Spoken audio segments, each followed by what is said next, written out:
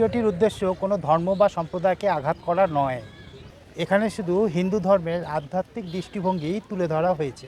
আমরা সকল ধর্মের প্রতি শ্রদ্ধাশীল। আপনার সহনশীলতা ও সমঝোতা আমাদের কৃতজ্ঞতা। নমস্কার বন্ধুরা, আপনাদের সঙ্গে আমি অর্ণব। আজকে আলোচনা করব ইসলাম ধর্মাবলম্বীরা যদি হিন্দু ধর্মের কোনো মূর্তি ভেঙে দেয়, কোনো মন্দিরে ঢুকে মূর্তি ভেঙে দেয়, তাহলে হিন্দু ধর্মের কী ক্ষতি হবে। আমি ইসলাম ধর্মের প্রচলিত রীতিনীতি, ধর্ম বিশ্বাস সম্বন্ধে খুব কমই জানি। এদের আধ্যাত্মিকতা সম্বন্ধে আমার জ্ঞান খুব সীমিত। সেই জন্যে আমি এখানে ইসলাম ধর্মের কোনো সমালোচনা করতে বসিনি।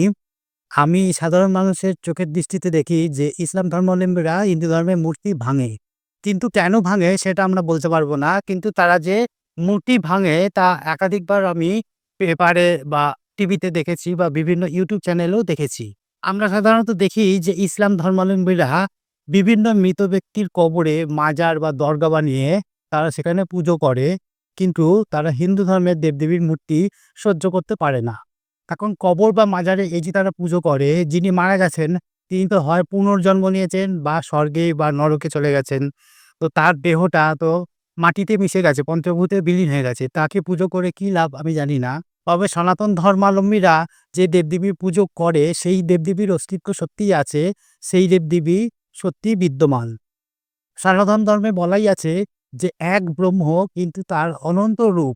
তিনি মানুষের কল্যাণের জন্য বিভিন্ন রূপে মানুষের কাছে ধরা দেন, আর সেই রূপগুলোই হচ্ছে সনাতন ধর্মের বিভিন্ন দেবদেবী।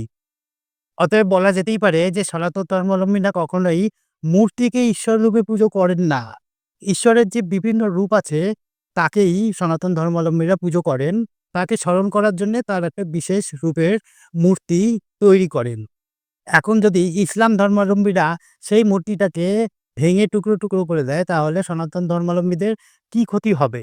আমার মতে ক্ষতি এইটুকুই হবে যে ওই মূর্তিটা তৈরি করতে যে টাকা ব্যয় হয়েছিল সেই টাকাটা জলে যাবে, কিন্তু ওই মূর্তির জায়গায় আমরা আরেকটা মূর্তি বসিয়ে নেব।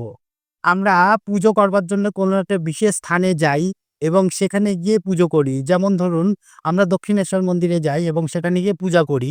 এর কারণ হলো সেইখানে ওই মূর্তির পূজা করতে যাই না, সেইখানে ওই দেবীর একটা উপস্থিতি বা তার শক্তি বেশি প্রকট হয়ে রয়েছে এবং সেই শক্তির আশীর্বাদ নিতেই আমরা যাই। এখন দক্ষিণেশ্বরের মন্দিরের ওই ভবতারিণী বিগ্রহ যদি নাও থাকে, তাহলে ওইখানে ভবতারিণী দেবী থাকবেন এবং চিরকাল থাকবেন, কারণ সেইখানে একজন অতি উচ্চস্তরের সাধক স্বয়ং রামকৃষ্ণদেব সেইখানে তপস্যা করেছিলেন এবং ভবতারিণী মা তার হৃদয়ে প্রকট হয়েছিলেন। অতএব ওই স্থানটা সবসময় আধ্যাত্মিক শক্তির আকর হয়ে থাকবেই, ওখানে মূর্তি থাকুক আর না থাকুক। অনন্তকাল ধরেই ওই স্থান তীর্থস্থান হিসেবেই থাকবে। সবশেষে যে কথাটা বলছি, সনাতন ধর্মে বলা হচ্ছে সর্বং খল্বিদং ব্রহ্ম, অর্থাৎ ব্রহ্মই সবকিছু হয়েছে। অতএব ইট কাঠ পাথর বালি এমনকি সমস্ত বিশ্ব ব্রহ্মাণ্ডকেও ঈশ্বর হিসেবে পুজো করা যায়। সবকিছুই ঈশ্বর, এটা মেনে চললেই মোক্ষ লাভ সম্ভব। আজকের মতো এ পর্যন্তই। ভিডিওটি ভালো লাগলে অবশ্যই ভিডিওটিতে একটি লাইক দেবেন এবং আমার চ্যানেলটি সাবস্ক্রাইব করে নিন। আমি সমস্ত তীর্থস্থান ঘুরে ঘুরে আপনাদের দেখাবো এবং নতুন একটা সিরিজ শুরু করতে চলেছি পশ্চিমবঙ্গের সতীপীঠ পরিক্রমা নামে।